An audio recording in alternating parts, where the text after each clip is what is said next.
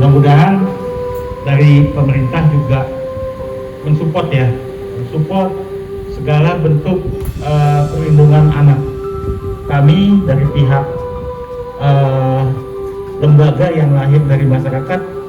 ya sangat menantikan Kota Bandar Lampung ini betul-betul bisa menjadi kota layak anak, bukan hanya sebuah catatan